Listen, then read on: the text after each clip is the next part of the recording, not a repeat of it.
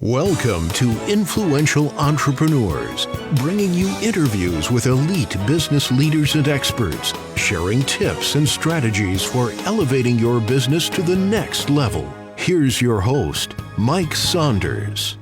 Hello and welcome to this episode of Influential Entrepreneurs. This is Mike Saunders, the Authority Positioning Coach. Today we have back with us Terry Register, who's the CEO of Capsur Tax and Estate Planning, and we'll be talking about how to secure your legacy and have tax planning for future generations. Terry, welcome back to the program. Hey, thank you for having me. I really appreciate it. You're welcome. I think that it's so amazing to think, when you think about retirement, it's one of those things that is way off into the future. And so let's save and strive and grow money. And then we got to make sure that we've got enough money for us to live in retirement. What day do you retire and how long are you going to live? Nobody knows that. The good Lord's going to set those days in motion, but we have to make sure we've got enough money to get to the end. And now we're talking about something else. And this is so special because we're looking at legacy planning. We're looking at passing on what we have left. We don't want to just die with 2 cents in our, bank account or retirement account. We want to have so much that we're making sure that our heirs have money. And now we want to talk about here, securing that legacy. Where do you start when you're talking to your clients about securing the legacy? What does that mean? And how does tax planning fit into that picture? Well, when you think about it, everybody wants to do well. And so when you start looking at the people that are your family and yourself, most people don't want to talk about it. They don't like it.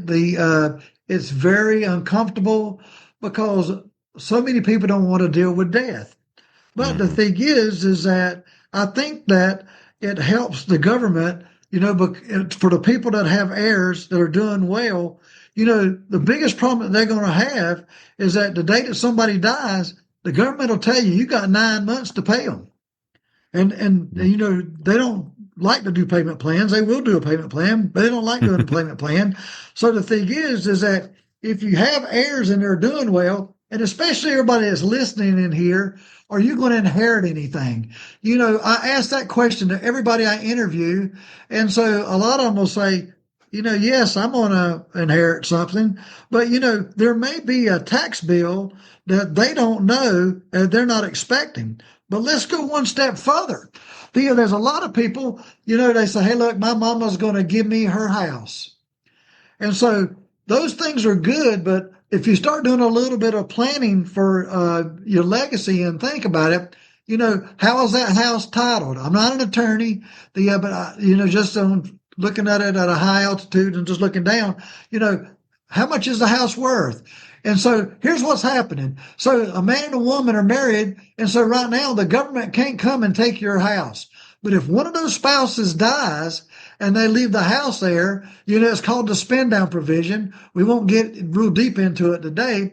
But see, all of a sudden, they're going to make you spend down things. And so any asset right now in our current law, anything that's been moved over the last 5 years, they can come and pull it back in. So you need to have an elder care attorney if you've got some of these issues to deal with.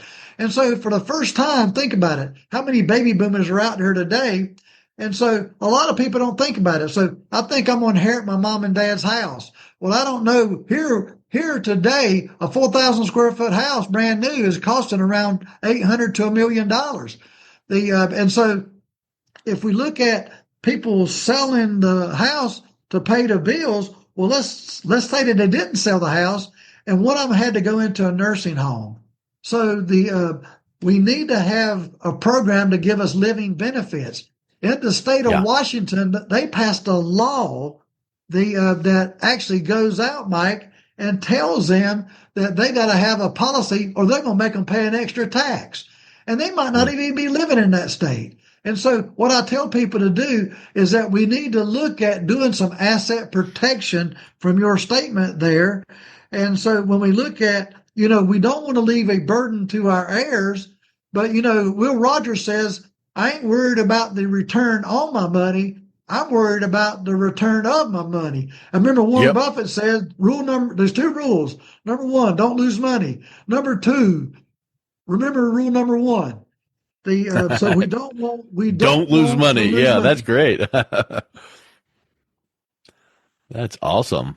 Well, that's easier said than done, as we know, but it's just so, what you just said there on securing legacy is just spectacular. And I just think that a lot of times people are short-sighted and they just think, I need X number of dollars so I can retire. But we're looking at a much bigger picture than that. So talk a little bit about the next step once you start, having your clients understanding how that works. What are some of the things they need to be thinking about? Because I know that you mentioned one thing with, living benefits that makes me think about, well, long-term care that, 70% of people are going to deal with some kind of long-term care, and that can be a penny or two of cost, and that could tap into that legacy. So what are some of those ways that you're leveraging that legacy to benefit the family versus the government? Great question. And so when you look at it, you got to think about how you can leverage your legacy to benefit your family rather than the government. Now, the thing Yeah. is, I'm not saying don't pay your taxes, because everybody has to pay taxes. But when we look at it, simply put, there's ways to leverage it. Life insurance is a dirty word to some people. When you say life insurance, a lot of them will turn out. Think about so many people today, they haven't really reviewed it. They have changed policies. And so I was talking to a doctor, and he was 63 years old. And see, don't wait till you're 63-year-old to do the planning, because see, that's the problem with legacy. Your legacy planning can start today. And see, when we start educating our children, we want to educate our children to know how to do this too. But when we look at it, there's a program called Living Benefits. And so with the introduction of IUL, we can solve a lot of challenges in retirement. It can be income, it can be the long-term care, it can be living benefits, but we put them all in one product. So since the proceeds and the loans under Section 7702 are tax-free, they're tax-free to both you and your heirs and your benefits. There's new programs out there that, if you know, that are available, that'll cover a couple of things. And I'd like to just hit a couple of topics that people don't think about. So when they think about losing a spouse, it's traumatic enough to lose the spouse, especially if it's a spouse that's working. But when we lose the spouse, and then now if I had to go into a nursing home and they do this, I have a stress test on my website. And I challenge everybody in here that's listening to this to go, when we talk about it later, go to my website and take the stress test and see what your score is. Because it asks tough questions without me being there, where that you can look and see where you want to be at. And so when we look at helping you and your family and with those benefits, see, some people ain't never heard of chronic illness, a dreaded disease. Think about it. If you have a life insurance policy right now and you got the old kind, not the new kind, and something was to happen to you and you had a heart attack, you wouldn't get anything. If you had a stroke, you wouldn't get anything. If you had cancer, you wouldn't do it. Well, see, on these new programs that we got for legacy planning, they have specified diseases on there. So not only would you do it, the doctor I talked to yesterday, he was concerned. And this doctor has 12,000 patients and he has 600 employees. And so the thing is that you would think a doctor, 63 years old, would have already done this planning. When I showed it to him, he goes, man, I tell you what, I had a misconceived idea. I never knew insurance could do that. I don't need life insurance because I didn't want if I die, my kids don't need no money. And see, that's what a lot of people have done. They don't think their kids need that money. Well, the other thing is you mentioned life insurance is a, dirty word to some people. Oh, I've got plenty of life insurance. Well, do you have plenty? Is it the right kind? Is it just term? And now you are going to need to re-up that term in about 5 or 8 years because you got it 10 or 15 years ago. And then in 5 or 8 years, your health might have changed. You're, 10, 12 years older than when you got it. And now the rates have gone through the roof. So I think those are things that people need to at least go, listen, let's at least check. And if we review what kind of life life insurance you have and you're good to go, then we check the box and high five. If not, wouldn't you want to know it now rather than later? And I want to preface my question with that, but ask the question, isn't there some types of insurance out there that is going to be providing, yes, the death benefit? That's what people think of the life insurance. When you die, you get X number of dollars. But like the doctor that you just mentioned, oh, my kids don't need money, so I don't need the life insurance. But the problem is there are certain benefits that are living benefits that he's going to miss out on if you don't have a properly structured life insurance policy now. Talk a little bit about some of those benefits, how you can access those for long-term care, cash growth, and things like that. I want to say one other thing. You hit a nerve when you said that. One of the things I want to say before I answer that question, if you may allow me, is that people have old policies. I get phone calls every day from people that their kids are saying, hey, I bought this policy 20 years ago. And 20 years ago, the interest was 6 or 7% on these policies. Today, they're getting 2 or 3%. So they think that these policies are going to pay out and they have benefits, but a lot of them don't have the benefits that they need. And so as we start looking at it, you've got to review all these old policies and see a lot of the agents ain't in the business anymore. The average age of a broker is 60 years of age in America. So some of them have retired. Some of them are not around anymore. So we've got to go out and do this. I apologize. I got off on a little tangent there. No, so that's a really great point. That's a really great point. That in. Yeah, I think that, you might think you've checked your box like I've got insurance, but is it the right kind? Is it the best for you?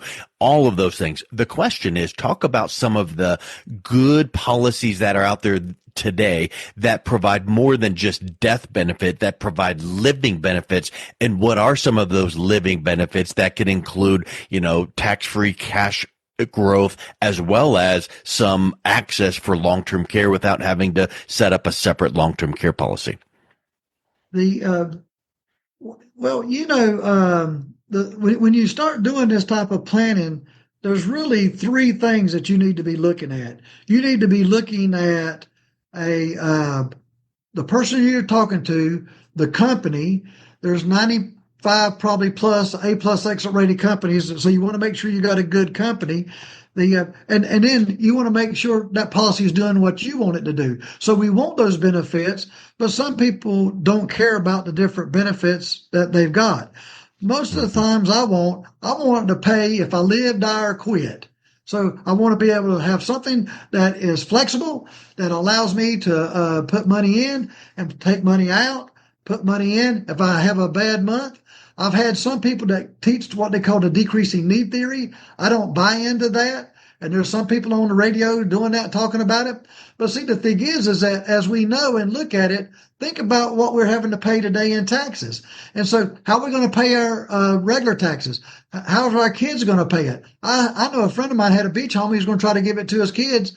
And so I had a guy that was going to give him his life insurance. So they gave him the life insurance, which could be transferable, but who's going to pay for it? So we also want to look at those benefits and what is our horizon? Some of these new policies, I was looking at it yesterday, and we call it the Great Depression interest rate. So if you look at the S&P index and you look at all the way back to the Great Depression, it's had a higher interest rate than what, a lot of people are getting on their money today. So is it a current policy? Do I have a floor? And what that means is that when I put money into this, every policy that we sell has a floor. So there's no loss and none of your money's in the market. Yeah. We buy what we call options. And I don't want to get into the weeds on that, but what the options do is that the options say what the interest rate is. So I just had a client yesterday that put money in with me a year ago. The market was paying X, and yesterday it was 59.73. So the cap was 9.73. He made over 30%, but he only got 9.75 because he wanted to have a zero downside. So our money's safe. It's not in the market. We got a top rated company. We got our living benefits. It's transferable. If we die to our kids, they get the money income tax free. And so the thing is that we still have control because we own the policy. So we give up no control. And all we did, we might take that money. And how many people are listening said, oh, I got a CD and I just want to leave that money to my kids. I ain't going to spend it. I'm just going to leave the money and give it to my kids. Yeah. But Which you would they could be rather giving have? them so much more if you put some strategies in place up front. That's exactly right. Which would they rather had? A $100,000 CD or a $250,000 paid up policy, and Yeah. you put the same amount of money. We talked about Yep. it before on other shows. We got the same amount of money, but we just had it in a different position. Yeah. Yeah. No more risk to you. It's just, is it in this bucket or that bucket? And who Exactly. benefits? Your family. And I think that's the thing. If it's like, wouldn't you want to know if there was something better out there? Wouldn't you want to know? You can always say no to that. You can always go, oh, thanks for explaining it, but no, fine. But at least you need to know. Let's talk a little bit about something that I know with family dynamics and whatnot. What about charitable strategies like donor giving and family foundations? What are some of those things that you can guide your clients on to talk to the right, tax professional? But how do those things benefit that clients? Great question. A lot of people have different ways that they can do some things, and one of the things that we want to see and let them to look at is that who do they want to give the money to first, And Hmm. so the thing is that do they have enough funds today so that they can actually contribute into a charitable remainder trust, to a donor advised fund? And so we do a lot of donor advised funds. So instead of losing money in your retirement, we can show you how to not do a Roth and put the money into a donor advised fund, take a tax write off, have 100% of the income.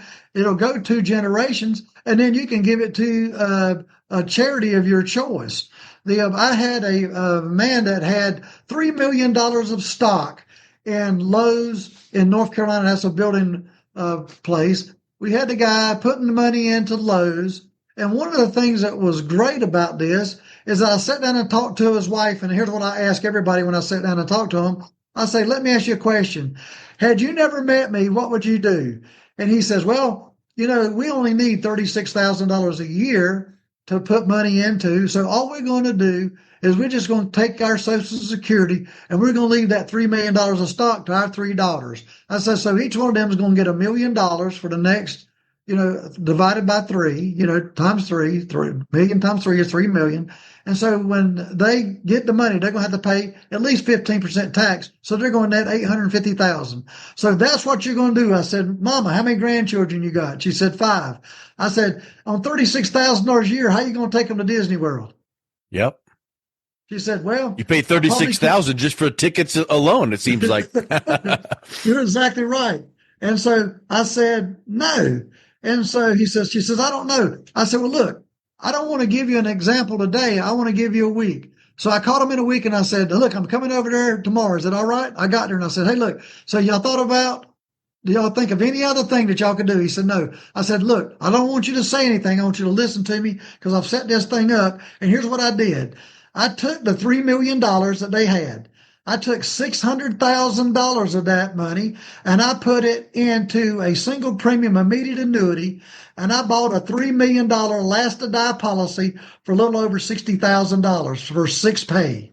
So now, when you die, each one of your kids is going to get $1 million income tax free. I'm going to take the other 2.4 million because you gave that stock to our charity, which is the 501c3, and we put that money into the pooled income fund. And so now that 2.4 million at 5% generates $120,000 a year the rest of their life. When the daddy or the husband dies, the wife's going to get 120. When they die, it goes another generation to each one of those 3 girls. Each one of them get 40,000, 40,000, and 40,000. So instead of them living on 36,000 and giving the kids $3 million, they get 850 and 850 and 850. They're going to get 120,000. I looked at Mama and I said, Mama, what you think? She says, if he don't do this, we're going to have a problem.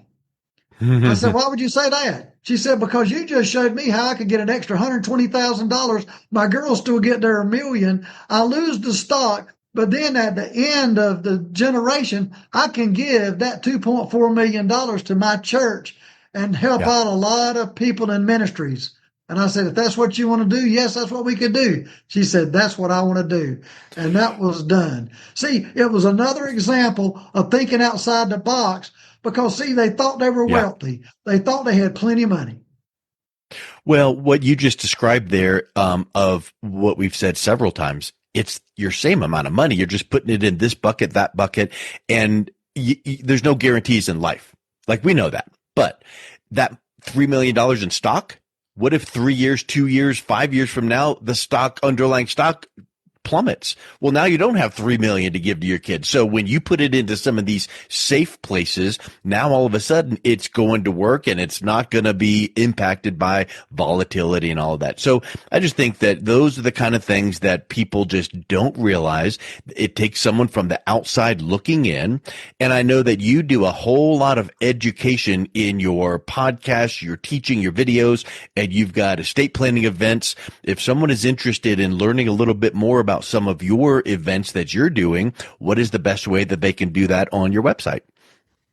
Yeah, well, I tell you what, it's great that you said that, because if you go to our website and click on events, there's a complimentary educational event where it talks about estate planning. And so one of the things that everybody's listening to me that we do for free, we give everybody a simple will for free. We give them a power of attorney for free, and we give them a health power of attorney. All they got to do is fill it out. And, yes, you might want to get a lawyer to look at it, but we'll do all that work for you at no charge. We also got a complimentary event, and so it has different topics. On the one that we're doing right now that you can register for is the one that says estate planning. And I'm sure that you'll learn some stuff. Now, the thing is that I will warn you that it's about 57 minutes. But the thing is that you can go back and forth and look at it. And so once you do that, then you're prepared to do that. And see, those of you that think you need a trust, we give you an hour of free service on that website there. Take the stress test to see how much you know. And see, then you'll see where your holes are at in your planning. Yep. Exactly. And no one's going to twist your arm and force you to do anything. But if you then know what you can take advantage of and make some choices that way, at least that way you can be aware. So I think that is just so spectacular, Terry. I'll make sure that we've got that link to your website. And once again, thank you so much for coming on. It's just been a real pleasure taking advantage of your decades of knowledge in the industry. Man, I really appreciate it. Thank you. I look forward to hopefully I can be on your show again.